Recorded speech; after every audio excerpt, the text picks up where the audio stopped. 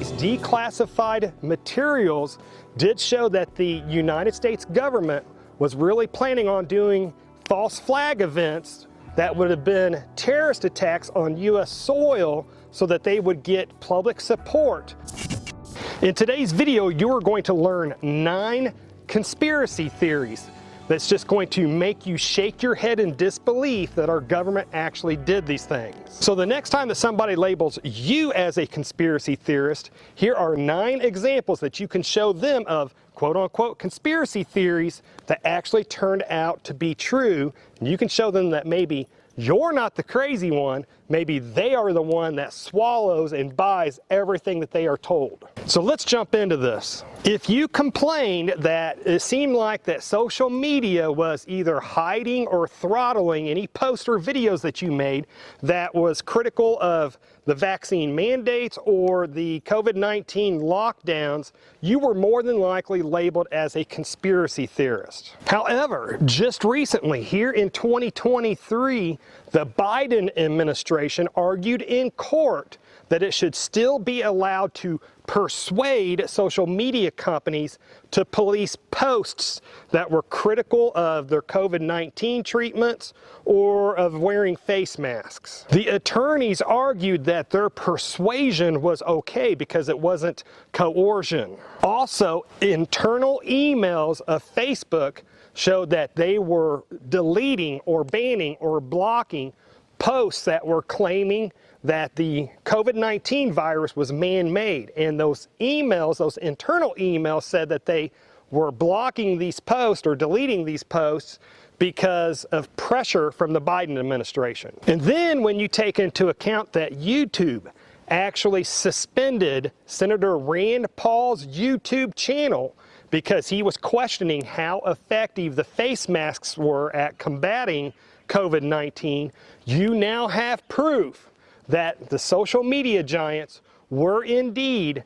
banning or hiding any post that you made that was critical of how the government was handling COVID-19. Now, during the Cold War era, people that alleged or said they were suspicious that the government was recruiting media outlets and journalists to spread misinformation so that the government could manipulate public opinion, people that alleged that were many times called conspiracy theorists by the media and also government officials. However, later congressional hearings and then also declassified documents did show that the CIA indeed was recruiting journalists and media companies so that false stories or misleading stories would be published in order to manipulate public opinion so the government was more apt to get its way. Now, if you've ever said, hey, I wonder if the United States government is ever conducting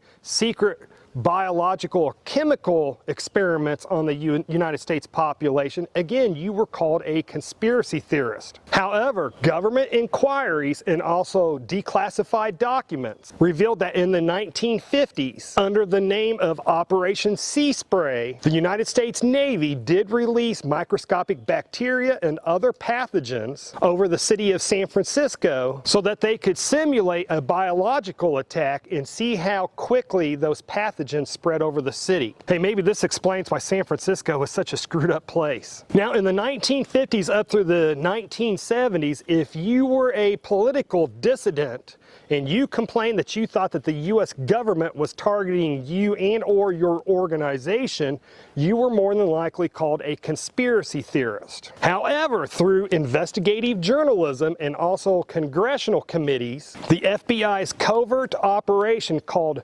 COINTELPRO was exposed, and it exposed that the FBI was doing illegal surveillance and other tactics against people or groups that it considered dissidents. Now, prior to 2013, if you ever said, hey, sometimes I think that the United States government is spying on its own U.S. citizens, you were many times called a conspiracy theorist. However, Edward Snowden an NSA contractor revealed that the United States government was indeed collecting metadata and other information on its own citizens. Now, the Gulf of Tonkin incident was what was used as the excuse to get the United States directly involved in the Vietnam War. And if during that time, if you questioned the validity of what occurred in that incident, you were more than likely labeled as a conspiracy theorist. However, later investigations and also declassified documents showed that the alleged unprovoked attack on U.S. ships by North Vietnamese probably did not occur as they were described, meaning that the United States public was probably misled on our reasons of entering the Vietnam War.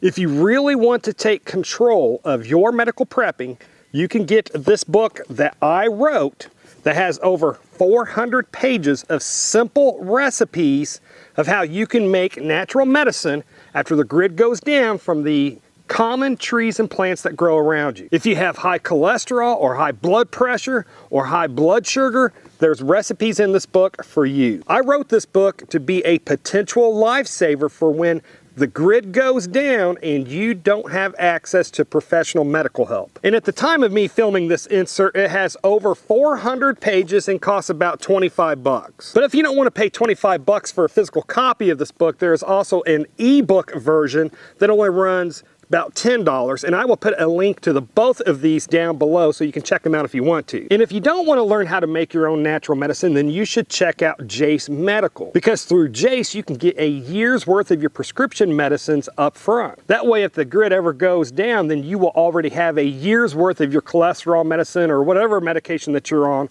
already stockpiled. And through Jace Medical, you can also get a stockpile of antibiotics also. For me and my family, I do both. I am learning how to make natural medicines, plus I also have the Jace case. And again, I'll put a link to all of these down below. Now let's get back to the video.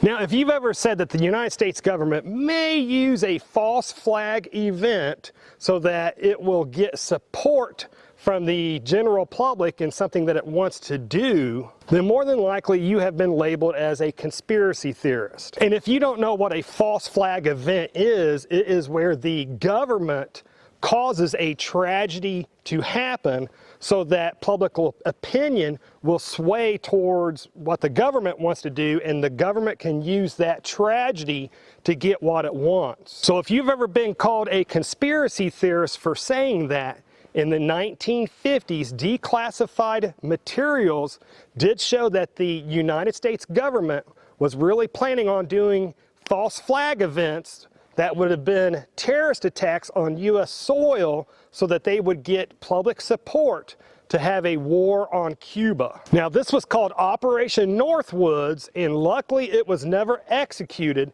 so no innocent people died. Now, in the 1960s or 70s, if you ever said that, hey, I kind of sometimes wonder that the U.S. government may be trying to manipulate the population, if you said something like that, more than likely you were labeled as a conspiracy theorist. However, in the 1970s, declassified documentation showed that the CIA was doing a secret operation called MK Ultra, where they were experimenting with giving people psychedelic drugs and doing other tests to see how they could manipulate and control people. And then if you have ever questioned that the United States government may sometimes do secret medical experiments on people, you more than likely have been called a conspiracy theorist. However, investigative journalists and also congressional hearings revealed that the United States government was doing the Tuskegee syphilis experiment. This consisted of the United States government not properly treating black men in Tuskegee, Alabama from the 1930s up to the early 70s to see what would happen if their syphilis was not properly treated, even though we had penicillin readily available at that time. Now I'm not really a conspiracy theorist type of person. For example, I don't believe that the earth is flat, nor do I believe that airplanes release chemtrails in the air to control the US population. But what I try to do is I try to collect as much information about a subject as possible from multiple outlets, not just conservative, not just liberal, but multiple. And I try to take all that information and then use my own critical thinking skills to come up with an answer to what I think has actually occurred. Doing this allows me to at least make an intelligent decision about what I think is really happening or has happened. Download the free app called American Prepping Academy from Reality Survival. At this time, there are over 13 different prepping channels on it, including yours truly. And it also has over 4,000 videos on emergency preparedness that you can access. This app helps to beat the YouTube algorithm that tries to silence channels that you enjoy. Just search American Prepping Academy in your phone's app store. So what other conspiracy theories that later proved to be true did I miss? Comment down below with them so we can all learn about this. And to learn how you can make yourself better medically prepared for a grid down situation, whether it's by getting a stash of human grade antibiotics or by getting a year's worth of the daily prescription medicines that you already take, then click on the video that should be appearing on the screen just about now to learn that powerful information. Anyways, folks, this is enough internet for me today. I do need to get back to work. And folks, if you made it this far, hey, thank you very much for watching. And I pray that you have a good night.